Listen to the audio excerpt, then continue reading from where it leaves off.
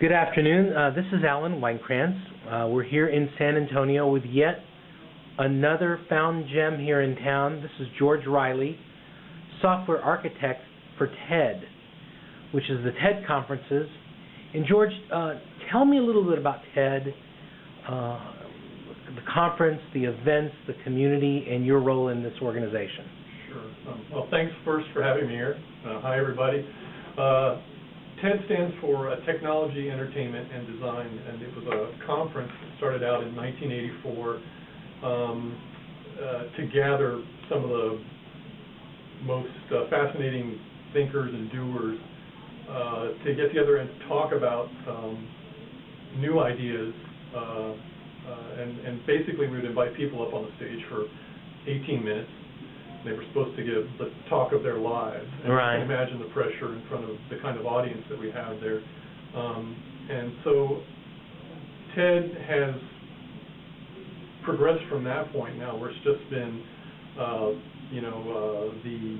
the presentations that are done at the conference, to now where we've expanded that to do TED.com, where we share those talks online. So we've got, right now at TED.com, I think we've just released over 320 or so talks.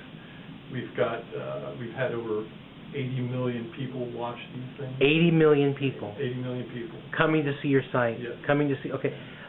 Billions of users a month, but basically 80 million video views so far. Wow. But you live in San Antonio. Right. Because? Because, well, first of all, I love it here. My family, my mom and dad, my sister, we all live here. I went to high school. I went to college here. My wife went likewise. And we just love it. We love the ethnicity, the taste of San Antonio. The people are friendly. The weather you can't beat.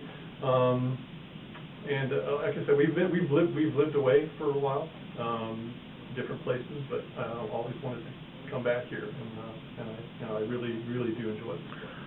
Okay, you're basically helping develop the website. You're the software architect. Right, and so what that means is basically I'm responsible for overseeing the development of all of the new things that we want to do on TED, overseeing the operations of TED.com to service that many users, and basically to help make smart choices when we're looking at bringing on new functionality to TED.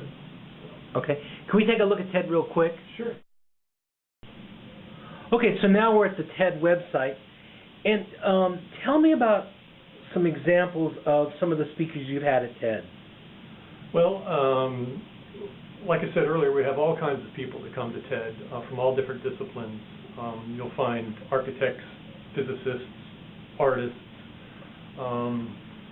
all sharing these great ideas, but the kinds of, and then there's big names. There's Al Gore, there's Larry and Sergey from Google have talked there as well, but there's, the nice thing about TED is that you will discover some of the most beautiful hidden gems that you never heard of before you got there.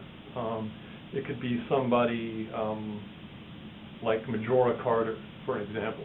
She was she's a wonderful lady from coming out of the South Bronx. Yeah. Her motto is "Green the Ghetto." Very interesting. Where she talks about, basically the inequities of policy towards, the less fortunate, or I should say maybe the less financially well-off portions of communities that, they don't get the parks, they don't get the nice museums, so they don't get these kinds of different infrastructural things that we all that maybe live in a nice part of town take for granted. Okay. And it's just interesting to see somebody that is so passionate about their ideas. Okay. It's an amazing site, an amazing conference, and people that want to come and be part of your community. What are some basic recommendations for sort of building community, have people engage in your site, and taking part and participating? The sort of the social media angle. Right. Well, I think from the TED standpoint of view, what we strive to do is allow people to take part in the conversation, in the ideas that we're presenting here. And my feeling is that to kind of take that over the top, to make yourself different, is because a lot of sites do that kind of thing. In other words, allow you to fill out profiles and comment on things. Right. But I think what we do differently, and I say we, it's more likely some very bright TED staff do, and dedicated TED staff. Yeah. They are really passionate about nurturing that community. So we find those people that are taking advantage, or not taking advantage, but participating in these conversations, these ideas, and we try to bubble them up. We try to enable them. So we have people from South America that may want to see our talks translated into Portuguese or something, and literally we will help them stand up a community to do those kinds of things. So I think it's not so much for us, although technology plays a big part. I think it's more about the face you put on it, the hands-on approach that you take, and really keeping it open. Okay, and about how many visitors to TED? Millions a month. Literally millions a month. Millions of people a month come to TED. Unbelievable. Okay, great. Okay, well, thank you for your time this afternoon. And where do people find TED on the internet? www.ted.com.